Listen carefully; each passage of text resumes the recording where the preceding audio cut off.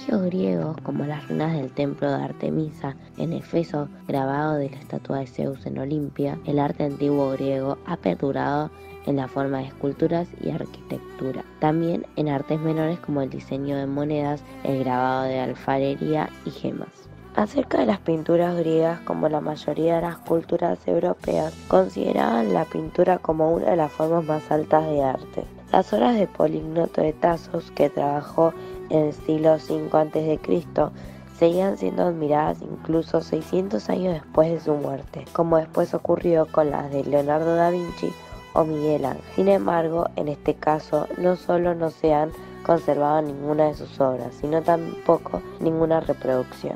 Todas las esculturas y obras de arquitectura que han perdurado solo son una pequeña muestra de la inmensa colección de obras griegas. Muchas esculturas de dioses paganos fueron destruidas durante la era cristiana. Desgraciadamente, cuando se calcinó el mármol, se produce la cal, y ese era el destino de muchas obras de mármol griegas durante la Edad Media. Durante ese mismo periodo, debido a la escasez de metales, la mayoría de las estatuas de bronce eran fundidas. Actualmente, muchas de las obras que hoy tenemos son copias romanas.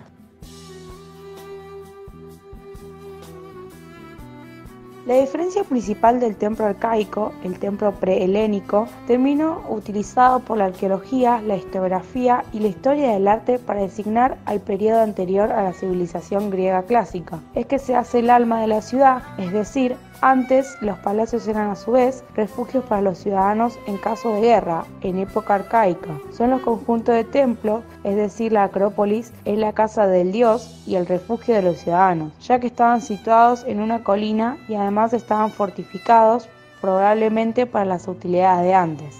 Las ceremonias, cualquiera pasa su importancia, se realiza fuera del templo para que el olor de los sacrificios llegase al estatuto para que éste se lo agradeciese y les diese buenas cosechas. Al principio los templos son muy pequeños y apenas se diferencian de una casa, pero con el tiempo, además de la situación de elementos blandos por rocas o similares, se establecen los órdenes, el dórico, el jónico y el corintio. Los dos primeros surgen al principio de la época, mientras que el corintio se origina después derivando del jónico. Además, la arquitectura griega es adintelada o arquitrabada por la vía que se pone en el pórtico llamado dintel. Ignora los arcos y otros tipos de arquitectura. A este se accede por el pórtico, que está entre dos columnas que lleva a la sala que cobija al dios Sella, que lleva al Opisthodomos, lugar sellado donde se encuentra el tesoro del templo, aunque a veces se puede acceder desde el exterior. Si el templo está rodeado de columnas, se llama periptero, y si las columnas se limitan al pórtico, se llama próstilo. Según las columnas que tenga el pórtico, será dístilo, 2 columnas, tetrástilo, 4, y así sucesivamente, siendo siempre pares.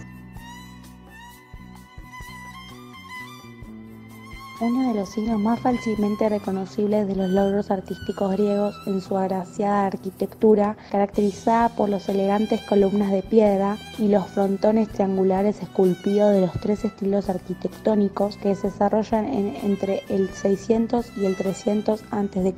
Estos estilos fueron creados para construir más templos de los dioses que eran muy importantes para ellos. Esculpidos en mármol, ellos imitaron las técnicas de corte de madera de los edificios hechos originalmente en este material. El estilo dórico es el más antiguo y el más simple, con columnas firmes y frentes cubiertos con esculturas que al mismo tiempo podrían pintarse de rojo o azul para generar impacto. Cabe destacar que no tiene base comparado con otros estilos. El mejor ejemplo superviviente de un templo dórico es el Partenón, 438 a.C. En la Acrópolis de Atenas, el estilo jónico apareció alrededor del mismo tiempo en las ciudades más ricas de Asia Menor. Produce la sensación de una ligereza y más decorativo, con columnas esbeltas, destacado voluntas exortijadas en cada esquina del capitel. El estilo alcanzó su apogeo en el desaparecido templo de Artemisa en Éfeso, una de las 7 maravillas del mundo. Se puede admirar la arquitectura jónica en el templo de Atenae Nike en la Acrópolis. Hacia el año 400 a.C. surgió una nueva versión más elaborada de la arquitectura jónica, la corintia.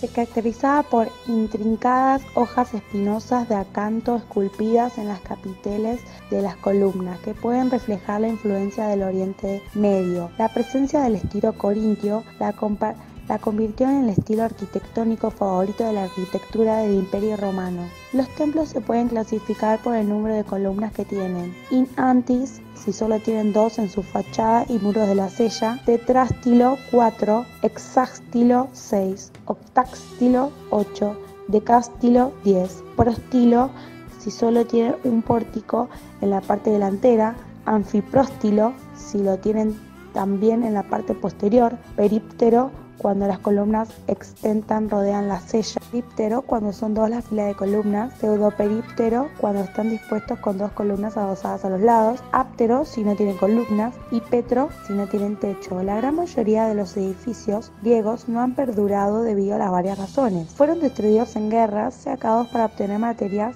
de construcción o abatidos por terremotos. Solamente un puñado de templos, tales como el Partenón y el templo de Hefesto en Atenas, de las 4 maravillas del mundo creadas por los griegos, ninguna han perdurado. Estas fueron el estatuto de Zeus en Olimpia, el templo de Artemisa en Éfeso, el coloso de Rodas, Faro de Alejandría.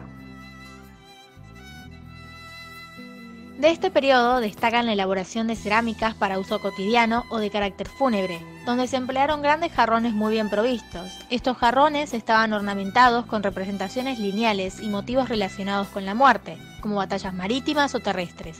La mayor parte de la alfarería está compuesta por piezas domésticas, de las que perduraron recipientes tales como las ánforas, 5 pequeñas cráteras y 6 ehidrias. Por otra parte, de la cerámica funeraria se han encontrado varias urnas. También se fabricaron figurillas en barro cocido, principalmente para ser depositadas como ofrenda en los templos.